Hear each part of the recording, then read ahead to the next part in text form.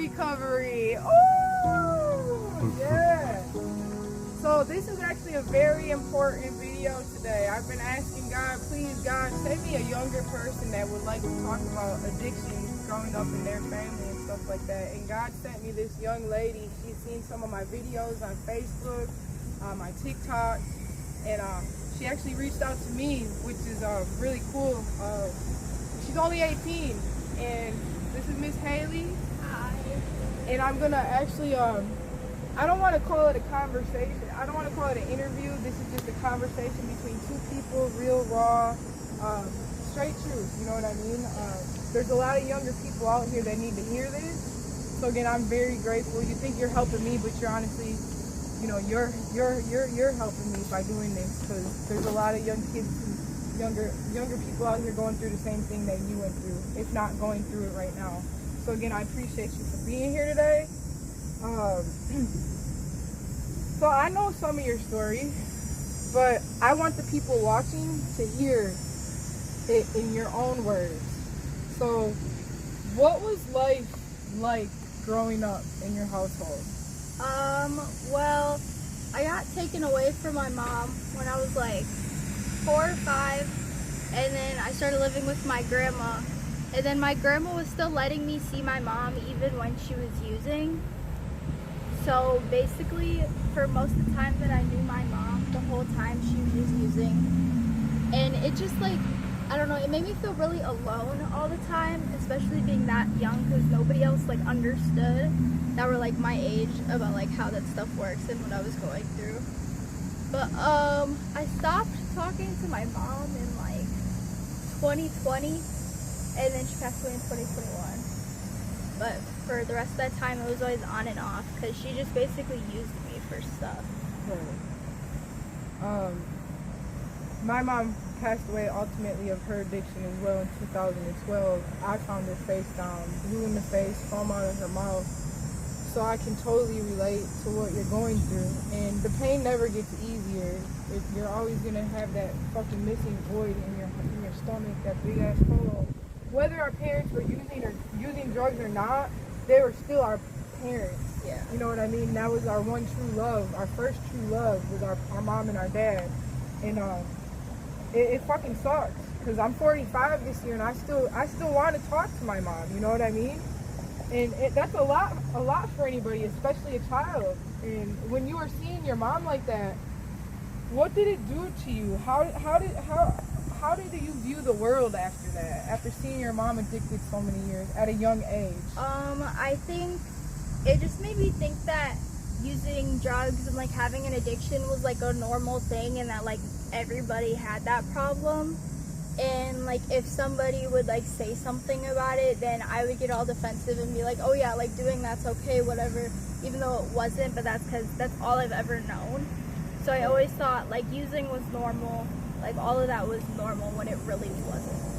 Right. And that's how I feel too. Like I see my mom my whole life growing up getting her ass beat by her boyfriends, using it was alcohol, then crack, then pills, then heroin. And I thought that was normal, you know what I mean? So I strived so hard as a child in school to do good in school so I wouldn't end up like her. I actually turned my mom on to heroin. First she was on the oxy, and then I turned her on to the pills, or the heroin. So I feel ultimately that it was my fault that she died. But again, I feel that she was already using drugs. She probably would have met her death anyways if I wasn't to introduce it to her. Yeah. But I have a similar thing, because so my mom had this boyfriend, and he was basically like my stepdad, because I didn't really communicate with my dad until like around the time my mom passed away. And she kind of got him hooked onto drugs and all of that. And then Thanksgiving in 2015, I was going over there to do Thanksgiving or whatever, and then I found him overdosed. And he didn't do drugs until he met my mom. So I used to hate my mom for it, because I was like, you just ruined somebody's life. Like now that mother does not have a son. Right. Yeah, it fucking sucks. And that's something a lot of people don't get when you grow up in it. You know, it's not wrong in your eyes, because we're seeing it every day. It's just life that we know how to do life, you know?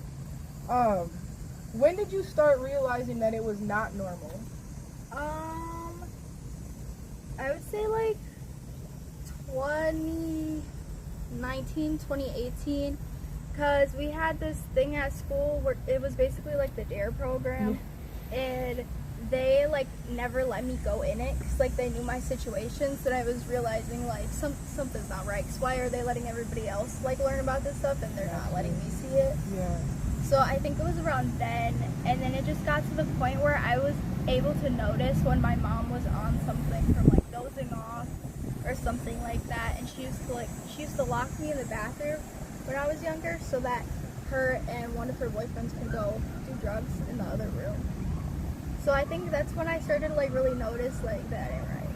Because then I told my grandma and she was like, "What?" And I was like, "Yeah." Like, what are you talking about? Right. Yeah, my mom used to do something similar when my little baby sister was born.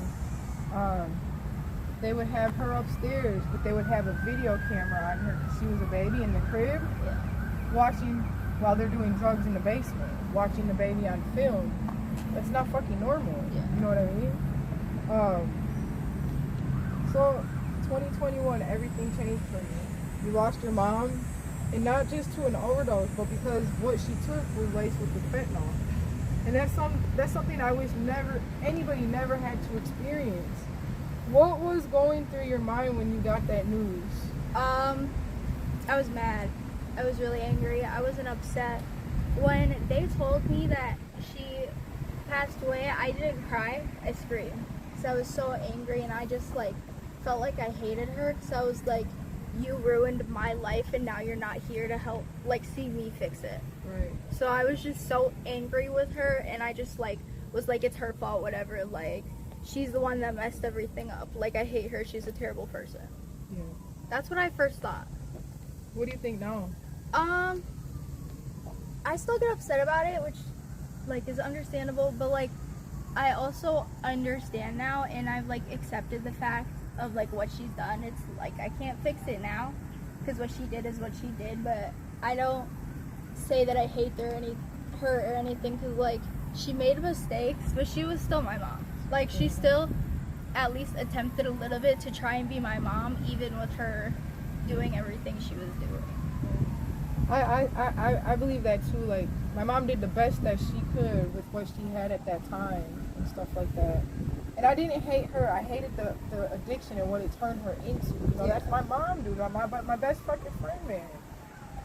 And that anger, I think a lot of people who lose somebody to addiction feel that. You know, the anger that it's going on 13 years this year, and I'm still fucking yelling at her every day. She's on my dashboard in my car, you know. But it's like you're grieving, but you're also mad at them for leaving, you know? Because I feel like God takes the people we need the most and leaves us with the people that we shouldn't be around, if that makes sense.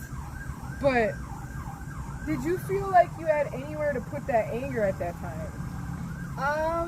No, I just took all my anger out on myself because I've had mental issues, and there was a time where I was like, I had sort of an addiction because I used to take pills, like anything I could have. So basically, I took my anger out on myself and like nobody else. So everybody thought I was perfectly fine when I wasn't because I was ruining myself. You don't do that now, though, right? No. Good. You've been through so much that a young child should never have to go through. But then you said something powerful to me on your text messages. That you're getting a chance to speak at school, and it helped you. How did that happen? How did you start being able to speak at school? So one day I was in class, and then I was just having a moment or whatever about my mom because I was upset. So I went into like the guidance office or whatever, and the nurse was in there, and she heard me talking about everything. So then she basically asked me like, "Can you do this for me? Like, it's okay if you don't, but like I think it'll help you because the more you talk about it, the little less pain it is." And then I think I thought about it for like 2 or 3 days because I was like, I don't know about that, like, but then I did it, and it just was like the best thing ever for me, and it makes me so happy that I can do that because I was able to do it at all 3 schools in my district. Like, I was able to do it at the high school and middle school and all of that. So basically, if I never went to the guidance office that day, I don't think I would have ever been able to do this. Right. I've been trying to get to speak at schools too, y'all. And now look, I have a young 18-year-old young lady here that's doing it. And like I said, she's helping me more than I'm helping her, I feel. But that's just like Alex, the same thing with him, man. We're all helping each other, and that's what it's about. That's what community is about, guys. Seriously. So, speaking, what would you say that it actually did for you, standing up there telling your story? Did it change the way you saw your mom's death? Yeah, it did. And it made me, like, realize that, like, it's terrible, but so many younger kids have parents that, like, aren't proper parents or have an addiction and everything. Because I used to think it was just me and that I was the problem, but then I started working with the middle school and it was for the 5th graders. Yeah. So I was talking to the 5th graders and stuff, and then like a lot of them were just like saying like, oh yeah, like my blah blah blah does this too, or like my dad passed away from an overdose too. Yeah. And stuff like that. So it just made me realize like it is so normalized to like have a family member that is an addict, and like nobody realizes how much that affects younger kids. Bro, you're like an old soul. I'm so sorry, but you're like amazing. You're fucking amazing. Did it change the way you see yourself? A little bit. I used to just kind of say that like I just messed everything up, like everything was my fault, and I used to think there was no reason for me to feel how I felt. But once I started doing them, like it made me realize like obviously I did stuff that wasn't great, but there was also some reasoning to it. Right. So it made me feel like less like I don't hate myself anymore. Yeah. If that makes sense. It makes perfectly great sense, man. All right, so this might be a hard one for you, okay? If you cry, get it out. But because I know what I would say. But if your mom was sitting right here watching you talk about this, what do you think she would say to you right now? I think she would be, hopefully, I feel like she would be proud at least a little bit, because she honestly didn't even expect me to graduate middle school because of everything that, like, I was messing up or whatever, like, everything I was going through. So I think if she saw me now knowing, like, I graduated high school, like, I'm doing speeches and I'm going to college, I feel like she would just be really proud. And, like, I would just want to tell her that, like, what she did was messed up, but I forgive her, because addiction is a disease. It's not something that you can easily just like, oh yeah, that's done and over with. That's like for your whole entire life. Right. This is gonna be one of the last questions, but for the people that are watching this, maybe my older people or the younger people out here, I pray there's younger people out here watching this. Maybe they're a kid growing up in the middle of addiction. Maybe they lost somebody. Maybe they're using right now. What would you want to tell them right now? It is okay to make mistakes, but you do have to admit what you're doing is wrong, because you cannot not be an addict anymore unless you want to. And it's like, if one of your family members is or whatever, they need to want the help for the help to actually work. You can't just sit there and beg them to stop, because they're not going to unless they want to. Like, they're the only person that can change that. I always say that too, like, I can bring you to the water. I can't make you drink it. I can give you all the tools, but it's up to you. And some people make it, some people don't make it. You know what I mean? And unfortunately, both of our moms didn't make it. And having kids wasn't enough for them to stop using, unfortunately. And when I always ask people, I say, what's your why? And don't tell me your fucking kids, because your kids weren't enough for you to stop using in the first place. Yeah. So I try and make people figure out what their why is, you know what I mean? I want you to know how I'm so fucking proud of you for showing up today. I know it's not easy to open up about this stuff about your mom and anything growing up that young, but your story matters, And somebody out there watching is really gonna hear this and realize that they're not alone. And that's powerful as fuck. So I want to just thank you for sharing your truth with me today and being here. But do you have anything else you would like to say? Just that there's a way out.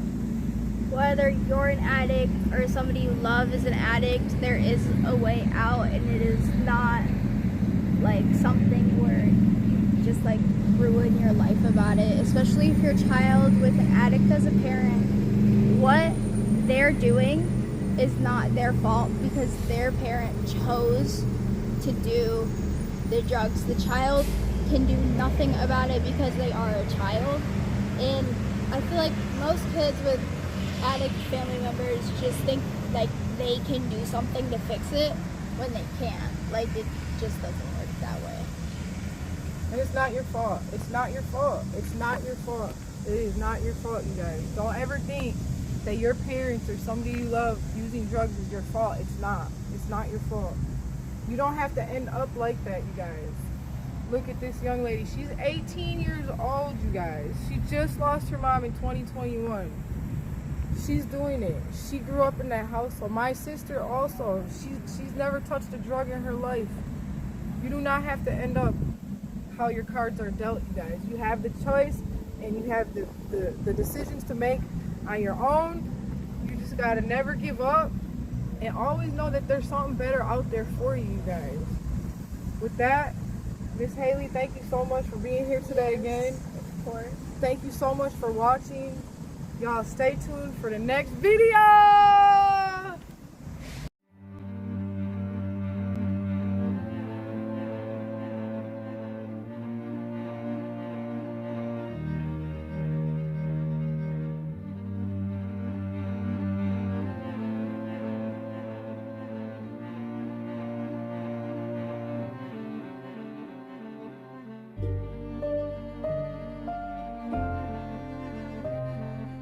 Thank you.